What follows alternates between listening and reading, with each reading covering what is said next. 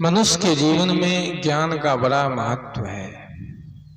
उपनिषद के ऋषि ने कहा कि नहीं ऋते ज्ञाना न मुक्ति। गीता कहती है कि नहीं ज्ञानेन सदृशम पवित्र में विद्यते। इस संसार में, इस धरातल पर पवित्र करने वाले साधनों में ज्ञान सर्वोत्कृष्ट है। ज्ञान के बिना आदमी अपने जीवन को पवित्र नहीं कर सकता है। ज्ञान यज्ञ करना और करवाना सबसे बड़ा तीर्थ का काम है। भगवान कृष्ण ने कहा कि श्रेयान द्रव्य मया दज्ञात ज्ञान यज्ञ परम तपः। हे अर्जुन, लोग द्रव्य यज्ञ करता है और भी कई प्रकार के यज्ञ होते हैं। जिस यज्ञ में जो तिल का हवन किया जाता है, उन सभी यज्ञों से, द्रव्य यज्ञों से भी श्रेष्ठ यज्ञ कोई है इस संसार में तो ज्ञान यज्ञ है। ज्ञान के द्वारा ही आदमी अपने बाह्य जीवन को सुव्यवस्थित करता है। ज्ञान के द्वारा ही आदमी अपने जीवन का प्रबंधन करता है। मनुष्य के जीवन में अज्ञानता के कारण दुर्बोध जब तक आदमी के जीवन में रहता है, जब तक अज्ञानता रहती है, जब तक जड़ता रहती है, तब तक, जब तक नासमझी रहती है, तब तक जीवन को आदमी समझ नहीं पाता है। अगर आप जीवन को समझना है, जीवन को सही ढंग से जानना है, तो उसके लिए ज्ञान की आवश्यकता है, उसके लिए सही बोध की आवश्यकता है। और सत्संग में जाने से हमें सही समझ मिलती है। सत्संग में जाने से हमें सही बोध मिलता है, सही जानकारी मिलती है, जहां जाने से जीवन को सहज ही समझा जा सकता है। आदि शंकराचार्य जी ने कहा कि क्षणमपि सज्जन संगति रेखा भवति भाव वितरणे नौका। का एक क्षण का सत्संग आदमी के, मनुष्य के जीवन को बदल देता है, मनुष्य के जीवन को परिवर्तित कर देता है। दुर्भाग्य ये है कि हम लोग जीवन भर सत्संग सुनते हैं, लेकिन हमारे जीवन में परिवर्तन नहीं आता है, बदलाव नहीं आता है। क्यों? विचार किए कभी आपने चिंतन किया कि आज सत्संग मंच इतने लग रहे हैं, फिर भी आदमी के जीवन में परिवर्तन क्यों नहीं हो रहा है? आदमी के जीवन में बदलाव क्यों नहीं आ रहा है? इतना सत्संग होने के बाद भी आदमी का जीवन क्यों नहीं बदल रहा है? जबकि हमारे शास्त्रकार कहते हैं कि एक क्षण का सत्संग आदमी के जीवन को बदल देता है।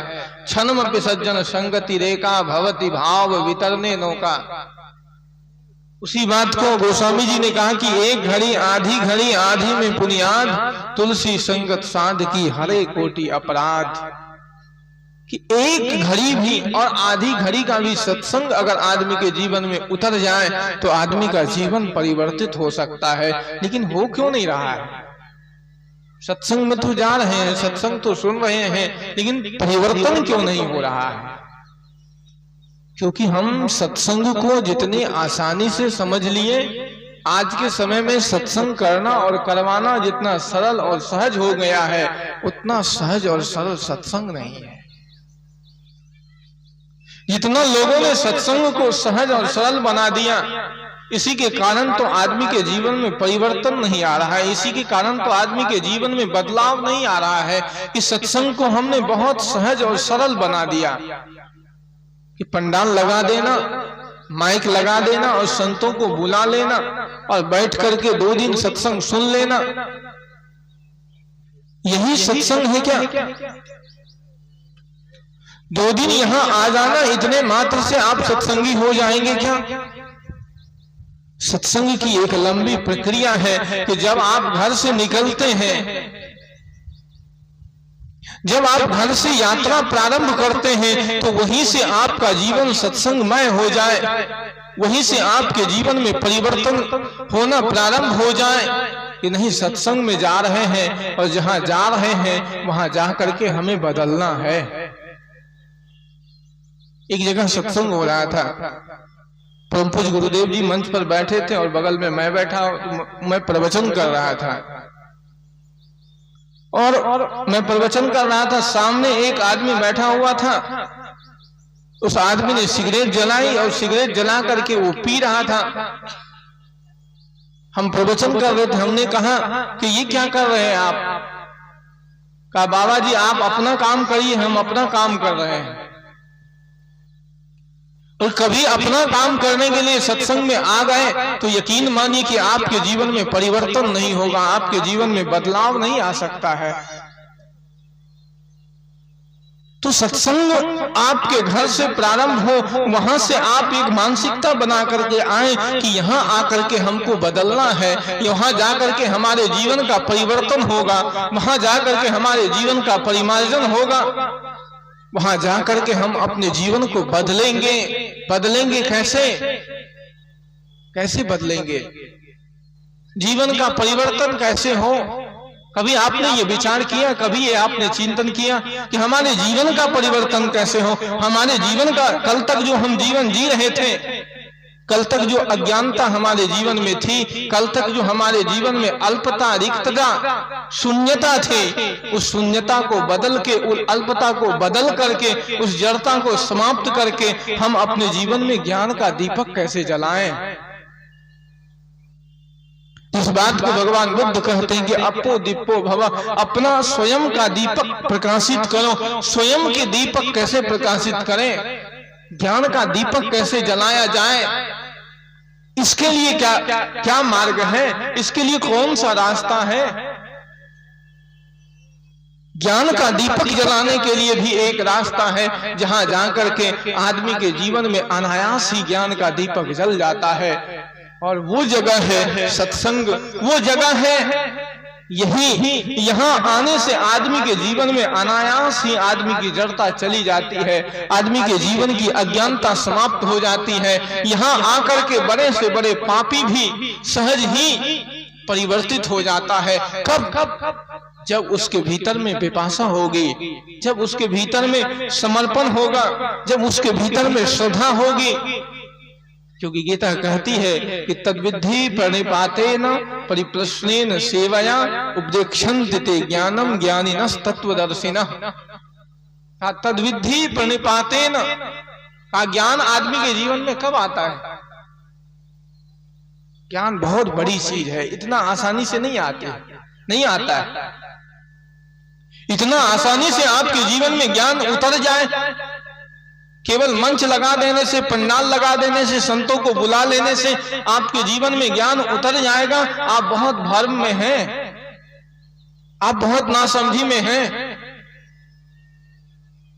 एक बात बताइए कि आप एक काम करिए कि एक घड़ा रख दीजिए छत पर और रात भर बारिश हो और सुबह वो घड़ा ना भरे, तो इसमें कारण क्या रहा होगा कि कहीं आप घड़े को उलट करके अगर आपने रख दिया तो बारिश तो होगी रात भर, लेकिन वो घड़ा भर नहीं सकता है। ठीक उसी प्रकार से सत्संग में तो हम जाएंगे, लेकिन अगर आपका घड़ा, आपकी बुद्धि भरी हुई है, तो कभी भी सत्संग का रंग आपके ऊपर लग नहीं सकता है, सत्संग का रंग आपके जीवन पर चढ़ नहीं सकता है। तो कहते हैं भगवान कृष्ण, तद्विद्धि प्रणिपातेन, सत्संग में जाओ, महापुरुषों के पास जाओ। और एक बात, बहुत बड़ी बात मैं आपको बता देता हूं कि जब कभी महापुरुषों से मिलना हो, जब कभी श्रेष्ठ जनों से मिलना हो, तो उसके पास कैसे जाएं, उससे कैसे बात करें, इसकी भी एक मर्यादा होती है। उसकी बातों को हम कैसे सुने? जिसको सुनना आ गया उसको, जिसको सुनना आ गया उसको समझना भी आ जाता है, और जिसको समझना आ जाता है उसको जीना भी आ जाता है। बहुत बड़ी बात है कि महापुरुषों को हम कैसे सुने कि तद्विद्धि प्रणिपातेन, प्रणिपत भाव से जाएं। अगर आप अहंकार के साथ गए हैं तो याद करिए कि आप सत्संग से खाली लौट करके वापस चले जाएंगे। आपका पात्र भर नहीं सकता है। अगर आपके पात्र को भरना है आपको, तो आपके भीतर में श्रद्धा होनी चाहिए, आपके भीतर में जिज्ञासा होनी चाहिए, आपके भीतर में समर्पण होना चाहिए। एक प्रसंग आता है रामायण का कि जब रामायण का युद्ध समाप्त हो गया तो युद्ध के समाप्त हो जाने के बाद राम जी कहते हैं लक्ष्मण से कि भाई, इस दुनिया का सबसे बड़ा नीतिविद आज इस दुनिया से जा रहा है। इससे बड़ा नीतिविद इस दुनिया में और कोई नहीं रहा। दुनिया का सबसे बड़ा नीतिविद इस संसार से जा रहा है। इससे बड़ा नीतिविद इस दुनिया में आज तक नहीं हुआ। आज ये जा रहा है, वापस जा रहा है दुनिया से। जाओ कुछ ज्ञान की बातें सीख लो। लेकिन लक्ष्मण को अहंकार था कि इसको तो हमने मार दिया, इसके पास अब है क्या? अब ये मरने वाला, मेरे भाई का भी दिमाग कहीं ढीला तो नहीं हो गया। ये मुझे रावण के पास जो जीवन भर अत्याचार किया, अन्याय किया, जो पापी रहा, उसके पास क्या ज्ञान मिलेगा? लेकिन वही रावण भाष्य वेद पर भी मिलता है। कभी आप वेद पढ़ेंगे तो वेद पर, ऋग वेद पर रावण भाष्य मिलते हैं। उन्होंने कहा कि जाओ वापस, इस दुनिया का सबसे बड़ा नीतिविद, सबसे बड़ा ज्ञानी इस दुनिया से जा रहा है। वो अहंकार में गया, और अहंकारी आदमी के जीवन में कभी ज्ञान उतर नहीं सकता है। वो गया और सिर के सामने जाकर के खड़ा हो गया, और जैसे ही सिर के सामने खड़ा हुआ तो रावण कुछ भी नहीं बोला, चुपचाप सोया रहा। वो वापस लौट के आया, कहेगी बड़ा अहंकारी आदमी है। अहंकारी व्यक्ति का सबसे बड़ा दुर्भाग्य ये होता है कि उसको कभी अपना अहंकार नहीं दिखता। उसके आंख पर ये पर्दा लगी होती है, उसको कभी भी अपना अहंकार नहीं दिखता है। उसको हमेशा दूसरों का अहंकार दिखता है। कि बड़ा अहंकारी है रावण। वो कुछ बोला ही नहीं। राम जी कहे कि गए थे ज्ञान लेने के लिए, गए थे कुछ सीखने के लिए, तुम उसके पास कहां जाकर के बैठे? प्रणाम किए क्या? कहा प्रणाम तो नहीं किए, नमस्कार तो नहीं किए, लेकिन उसके सिर के सामने जाकर के खड़े हो गए थे। कहा फिर से जाओ और चरण के पास जाकर के खड़ा होना और पहले प्रणाम करना, उसके बाद देखना कि वो कुछ बोलता है कि नहीं बोलता है। फिर वापस आए, और जैसे ही वापस आए चरण के पास तो रावण ने उसे उपदेश दिया, ज्ञान दिया। कहने का अर्थ ये है कि तद्विधि प्रणिपाते न, जब कभी हम प्रणिपत भाव से गुरु के पास जाते हैं, संतों के पास जाते हैं। आज हम लोग संतों के पास जाना भूल गए, आज हम गुरुओं के पास जाना भूल गए, आज गुरुओं की मर्यादा को भूल गए, आज संतों की मर्यादा को भूल गए। वहीं से हमारे जीवन का दुर्भाग्य प्रारंभ हो गया। अगर जीवन में सौभाग्य का दिन चाहते हैं तो संतों के पास कैसे जाएं? तद्विधि प्रणिपातेन परिप्रश्नेन सेवया उपदेक्षन्ते ज्ञानम ज्ञानिनः तत्वदर्शिनः। वो तत्वदर्शी महापुरुष तभी आपको ज्ञान दे सकते हैं जब आप उसके पास श्रद्धा के पुष्प लेकर के जाएंगे, जब आप समर्पण लेकर के जाएंगे, जब आप जिज्ञासा लेकर के जाएंगे, तो यकीन मानिए कि आपके जिज्ञासा का समाधान मिलेगा। नहीं तो आप लोग जीवन भर सत्संग करते रह जाएंगे, आपके जीवन में कोई परिवर्तन नहीं आ सकता है, आपके जीवन में कोई बदलाव नहीं आ सकता। अरे भैया, महापुरुषों के साहचर्य को पाक करके किस व्यक्ति के जीवन में परिवर्तन नहीं आया, किस व्यक्ति के जीवन में बदलाव नहीं आया? क्योंकि आदमी के जीवन का परिवर्तन का केंद्र संग ही होता है। आदमी जैसे चिंतन वचन आचरण करने वाले व्यक्ति का संसर्ग करता है, वैसे गुणों का समाधान उसके जीवन में हो जाता है। महापुरुषों के साहचर्य को प्राप्त करके अगर आपके जीवन में परिवर्तन नहीं आया है तो इसका मतलब है कि कहीं न कहीं दोष आप में ही है, कहीं न कहीं कुछ अल्पता, कुछ रिक्तता आप में है कि आप महापुरुषों को अभी तक समझ नहीं पाए। नहीं तो नित्यविद कहते कि मति हीयते हीनैः सह समागमात् समैश्च समतामेति विशिष्टैश्च विशिष्टाम। का मति हीयते, आदमी की मति हीन हो जाती है। कहा कब? मति हीयते हीनैः सह समागमात्, जब आदमी हीन चिंतन वचन आचरण करने वाले व्यक्ति के संसर्ग में जाता है तो सबसे पहले आदमी की बुद्धि खराब हो जाती है। क्या? गलत व्यक्ति के संसर्ग में पड़ने से सबसे पहले आदमी की बुद्धि खराब होती है। एक छोटी सी घटना कहूंगा इस संदर्भ में। कौवा को देखें, कौवा कैसा होता है? काला, ऊपर से भी भीतर से भी काला होता है। उसकी आवाज भी कड़क होती है ना, बड़ा कर्कश आवाज निकालता है कौवा। कभी आप अपने घर में कौवा को बोलते हुए देखें? कितना कह के आवाज करता है, लोग मार के भगा देता है। अगर किसी के घर में सुबह सुबह कौवा कहीं करे तो आदमी कहता है कि आज का दिन बिल्कुल खराब हो गया, आज का दिन बिल्कुल बेकार चला गया।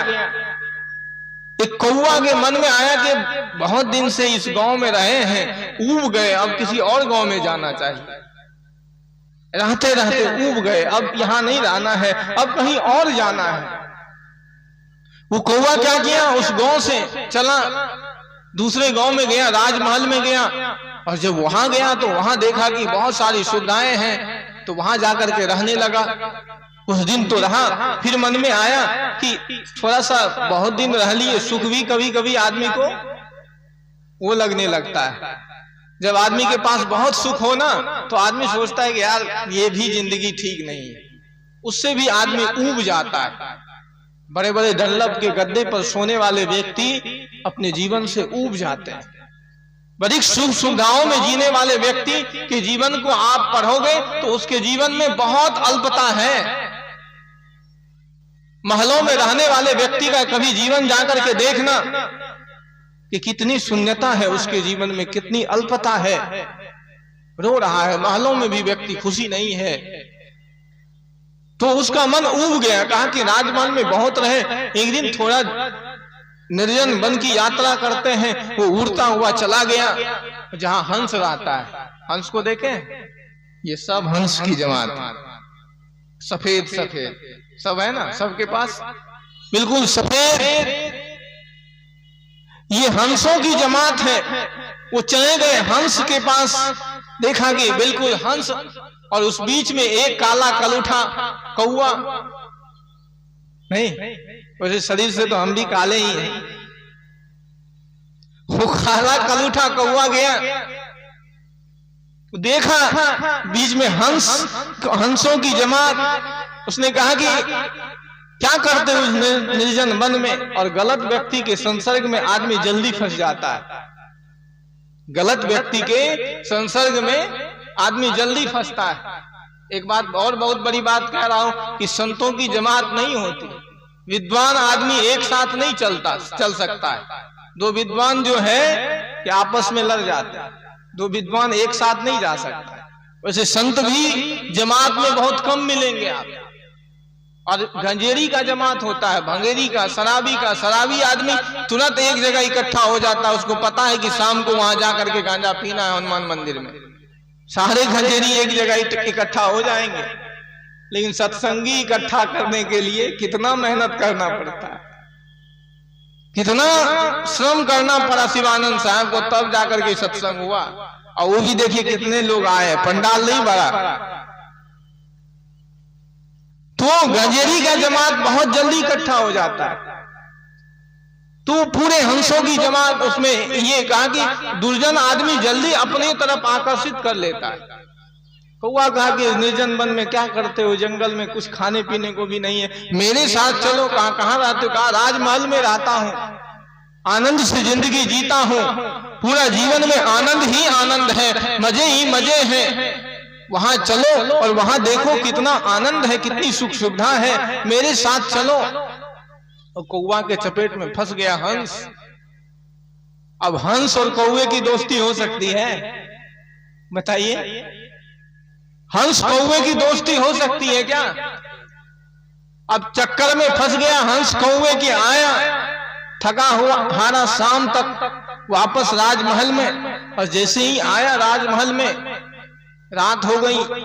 कौवा और हंस दोनों सो गए। सुबह हुई, सुबह होने के बाद सूर्योदय हुआ, और उसके बाद का काम आप लोगों को पता है कि हंस का काम और कौवे का काम। कौवा क्या करता है सुबह होने के बाद? कौवा अपना काम प्रारंभ कर दिया।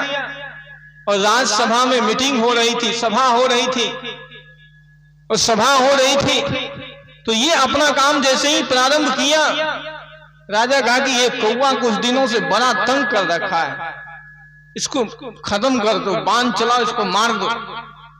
दुष्ट आदमी बड़ा चालू होता है बचने में भी। अब कौवा क्या किया, जैसे ही बाण चलाया, मंत्री को आदेश दिया, कौवा अपने को बचा लिया। बाण किनको लगा?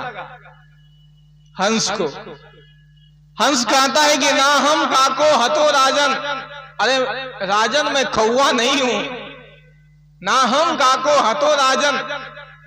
तो राजा कहता है किमर्थम अत्र आगता, अरे भैया जब तू कौवा नहीं है तो तू कौवे के साथ यहां कैसे आ गया, क्यों आ गया, आने का कारण क्या है? कहा कि नीच संग प्रसादे न जातम जन्म निरर्थकम, कहा मैं आया नहीं, दुष्टों के संसर्ग में पड़ करके मुझे लाया गया, मैं दुष्टों के साहचर्य में फंस करके यहां मुझे आना पड़ा। और नीच संग प्रसादे न जातम जन्म निरर्थकम, ये दुष्ट व्यक्ति के संसर्ग में पड़ने के कारण आज मेरा जीवन निरर्थक जा रहा है। तो मति हीयते, आदमी की सबसे पहले मति खराब हो जाती है, बुद्धि खराब हो जाती है। ज्ञानी से ज्ञानी व्यक्ति का भी बुद्धि भ्रमित हो जाता है कुसंग में जाकर के। भूल करके भी आदमी को कुसंग में नहीं जाना चाहिए। मति हीयते हीनई सह समागमात समैश्च समता मेति, जब समान गुणधर्म वाले व्यक्ति का संसर्ग करता है तो आदमी के जीवन में समान गुणधर्म आता है, और जब आदमी विशेष महापुरुषों का संसर्ग करता है तब कहीं जाकर के आदमी के जीवन में विशेष गुण आते हैं, विशेष संस्कार आता है, विशेष जीवन की प्रक्रिया आती है। तो आदमी के जीवन में संग का बड़ा प्रभाव पड़ता है। किसके जीवन में परिवर्तन नहीं होता है कुसंग को पाकर के, सुसंग को पाकर के। अगर अपने जीवन का परिमार्जन चाहते हैं, अपने जीवन को बदलना चाहते हैं, तो वो एक मार्ग है सत्संग का, महापुरुषों के साहचर्य का, जहां आकर के आदमी का जीवन अनायास ही परिवर्तित हो जाता है, जहां आकर के आदमी का जीवन अनायास ही बदल जाता है। बड़े से बड़े पापी व्यक्ति भी सत्संग में आकर के बदल गए। अगर आपके जीवन में परिवर्तन नहीं हो रहा है तो कहीं न कहीं दोष आपका है, कहीं न कहीं हमारा दोष है कि हम अभी वैसे पात्र नहीं बने हैं, अधिकारी नहीं बने हैं। वेदांत शास्त्र को पढ़ेंगे तो अनुबंध चतुष्टय की बात आती है, बहुत बड़ी बात है, ऊंची बात है, समझने वाले व्यक्ति समझेंगे। अनुबंध चतुष्टय की बात आती है, अधिकारी, विषय, संबंध और प्रयोजन। सबसे पहले अधिकारी, अगर आप अधिकारी हैं, अगर आप पात्र हैं तो आपके जीवन में अनायास ही ज्ञान उतर जाएगा। अगर आप पात्र नहीं हैं तो आप कितना भी सत्संग करेंगे, जीवन भर सत्संगी तो हैं, लेकिन सत्संग का रंग आपके जीवन पर लग नहीं सकता है। सत्संग में तो जाएंगे, फिर वही सा ही जीवन प्रारंभ हो जाएगा जैसा जीवन आपका कल था। वही गाली गलौज, वही निंदा शिकायत, वही जीवन की प्रक्रिया, वही झंझट, वही सब कुछ। यहां से जाने के बाद वैसा ही आदमी का जीवन प्रारंभ हो जाता है। क्यों? क्योंकि हम सत्संग में आते तो हैं, लेकिन इसलिए नहीं आते हैं कि हमारे जीवन में परिवर्तन हो। संत सदगुरु तो समझाते तो हैं, लेकिन संत सदगुरु की बातों को हम विचार नहीं कर पाते, चिंतन नहीं कर पाते हैं। एक छोटी सी घटना कहूंगा, फिर मैं अपनी बातों को विराम दूंगा, शायद मेरा समय भी हो जाएगा। एक छोटी सी घटना, एक बिल्कुल अनपढ़ आदमी था, पढ़ा लिखा नहीं था। उसकी शादी हो गई एक पढ़े लिखे लड़की से। हमारी भी स्थिति ऐसी होती है, संत इशारा करते हैं लेकिन हम लोग समझ नहीं पाते। शादी किससे हो गई? पढ़े लिखे, बिल्कुल पढ़ा लिखा। कभी कभी ऐसा होता है, वैसे तो ऐसा होता नहीं है। पढ़े लिखे लड़के से अनपढ़ लड़की की शादी होती है, लेकिन पढ़े लिखे लड़की से अनपढ़ लड़के की शादी कभी कभार हो जाती है। हो गया, लेकिन वो बेचारी अब अपने सहेलियों में कह रखी थी कि मेरा दूल्हा जो है बहुत पढ़ा लिखा है, बहुत ज्ञानी है, बहुत समझदार है, बहुत जानकार है।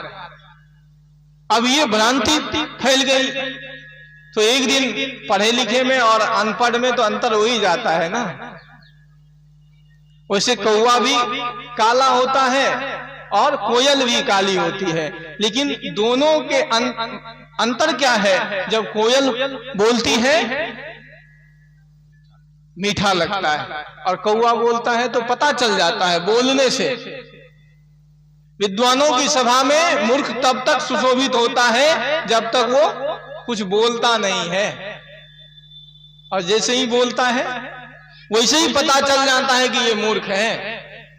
विद्वानों की सभा में मूर्ख तभी तक सुशोभित होता है जब तक वो कुछ बोलता नहीं है। आप लोग कालिदास की कहानी सुने हैं ना, उसकी जब शादी हो गई थी तो उसके बाद जैसे ही बोला पता चल गया कि ये महामूर्ख है, तो तभी तक सुशोभित हो सकता है।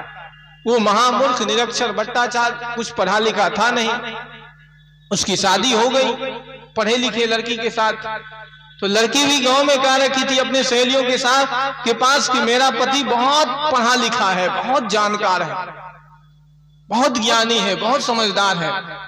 एक दिन वो गया ससुराल, तो ससुराल गया तो घर से पैदल ही निकला। आते आते बहुत देर हो गई तो घर में उसके माँ बाप ने उसको समझा दिया था कि ससुराल तो जा रहे हो बेटा, लेकिन वहां जा करके बैठना, क्योंकि पहचान तो मूर्ख और विद्वान की पहचान बैठने उठने और भोजन करने इसी से पता चल जाता है ना, कि वो बोलता कैसे है, वो बैठता कैसे है, उनकी भाषा कैसी है, इसी से पता चल जाता है कि ये मूर्ख है कि पंडित है कि क्या है। कहा बेटा बैठना सबसे ऊंचे आसन पर, ससुराल तो जा रहे हो, जहां सबसे ऊंचा आसन होगा वहां जाकर के बैठना। वो गया ससुराल और ससुराल में देखा कि घर का वो जो छज्जा होता है ना, छज्जा, उस पर जाकर के बैठ गया वो। अब छज्जी पर जाकर के बैठ गया। अब ससुर कहे तो ज्यादा बोलना नहीं, अगर कोई कुछ पूछे तो कहना हूं, हाँ, फिर कुछ कहना बोले तो कहना ना, फिर चुप हो जाना। अब उसके ससुर जी ने कहा कि कहाँ बैठे हैं? कहा हाँ। कहा उतर जाइए? कहा ना। अब बेचारा परेशान, किसी तरह उसको ऊपर से नीचे उतारा और ऊपर से नीचे उतरा, और जैसे ही नीचे उतरा बैठा, किसी तरह उसको बैठाया, बैठने का भी ढंग नहीं। तो भोजन की बारी है। ससुराल में जब नया नया जाता है पाहुन तो भोजन बढ़िया बनता है ना, पकवान बढ़िया भोजन बनाया जाता है, बहुत सम्मान सेवा की जाती है। तो बुलाया उसको भोजन करने के लिए, भोजन बैठा दिया। तो पूरी देखा, वो घर में रोटी खाता था, इतनी बड़ी रोटी एक बार में। वो पूरी देखा तो कहा कि इतनी छोटी पूरी है, इसको कैसे खाएंगे। वो क्या किया, एक पूरी एक बार ले, उसी पर सब्जी डाल दे और उसी पर हलवा जो बनाया था और भी जो था सब कुछ डाल करके एक बार में एक पूरी खा जाए। उधर पत्नी पूरी बना रही थी तो पत्नी इशारा कर दी कि कम से कम 2 तो करो। वो समझा कि पत्नी कह रही है कि एक पूरी एक बार में, इतनी छोटी सी पूरी है, एक पूरी क्यों खा रहे हो, कम से कम 2 तो खाओ। तो वो क्या गया, अब 2 पूरी एक बार लेने, उस पर सब्जी सब कुछ डाल करके खाने लगा। उधर सहेली थी, सब हंस रही है कि ये क्या कर रहा है। तब वो चूल्हे की तरफ इशारा करते हुए कहती है कि जैसे पहले जल रहे थे वैसे जलो, कम से कम जैसे पहले एक पूरी खा रहे थे वैसे खाओ। कहने का अर्थ है कि संत सदगुरु इशारा तो करते हैं, लेकिन हमारी नासमझी है कि हम लोग समझ नहीं पाते। अरे भैया, सत्संग में अगर परिवर्तन नहीं हुआ, सत्संग में अगर बदलाव नहीं हुआ तो दुनिया का कोई स्थान ऐसा नहीं है जहां आपके जीवन का बदलाव हो सकता है, जहां आपके जीवन का परिवर्तन हो सकता है, जहां आपके जीवन का परिमार्जन हो सकता है। ऐसा कोई रास्ता नहीं है, ऐसा कोई जगह नहीं है। तो मैंने कहा कि सत्संग, आप सत्संग में जाते हैं तो घर से निकलते हैं, वहीं से आपके जीवन का सत्संग प्रारंभ हो जाए। घर से निकले तो वहीं से आप विचार बना लें कि आज हमारे जीवन का परिवर्तन होगा, आज हमारे जीवन का परिमार्जन होगा, आज हमारे जीवन का बदलाव होगा।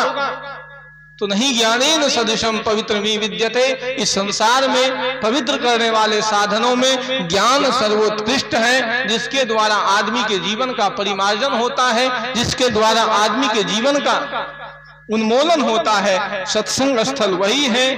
ज्ञान यज्ञ श्रद्धे शिवानंद साहब ने करवाया। मनुष्य के जीवन में ज्ञान से बढ़ करके कोई दूसरा चीज नहीं है। हम ऐसी पात्रता लाए कि सहज ही हमारे जीवन में ज्ञान उतरे। उसी के लिए सत्संग है, महापुरुषों का साहचर्य है।